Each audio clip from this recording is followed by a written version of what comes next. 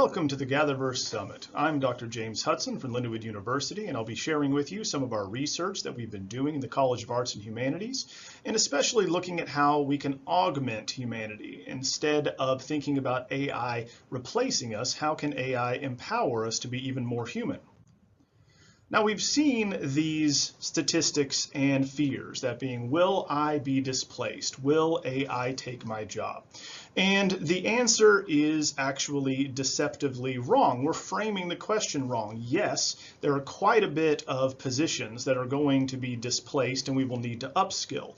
We will generally all be learning new and gaining new skills, but that doesn't make us less human. These things that are fairly automatable, things such as data entry, telemarketers, programmers, we even have consultants down 20% as of 2024. But that doesn't mean that we have to fear this type of augmentation. We find that there are many people who are very fearful of what AI represents, both in education and in industry. So we know that by 2030, we're going to have a major shift in demographics. We're going to have 10,000 baby boomers per day reaching the age of retirement at 65. We're going to find that Gen Z is going to constitute 30% of the workforce.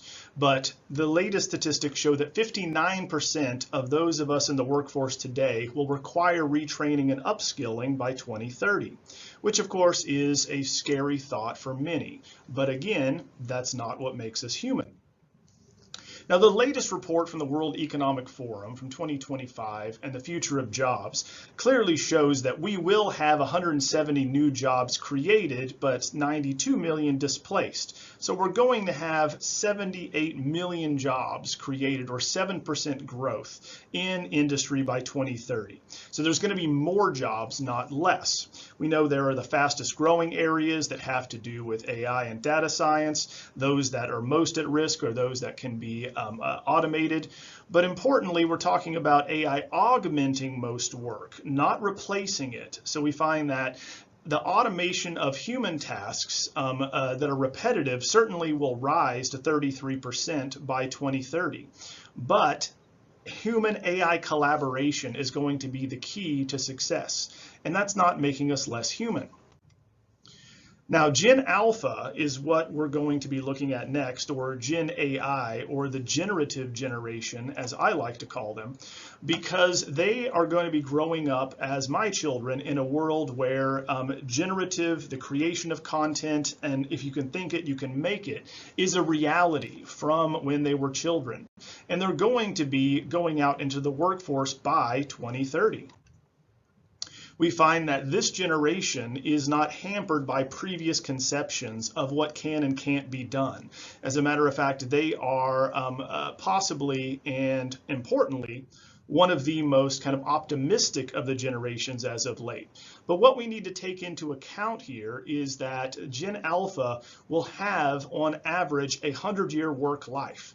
We know that they're already beyond digital natives, they're generative natives, right? So we're thinking about Gen Z being digital natives, right? Growing up in a world with smartphones, the internet, and social media. But in this case, we're talking about those that will have a much easier time, right, with what's coming.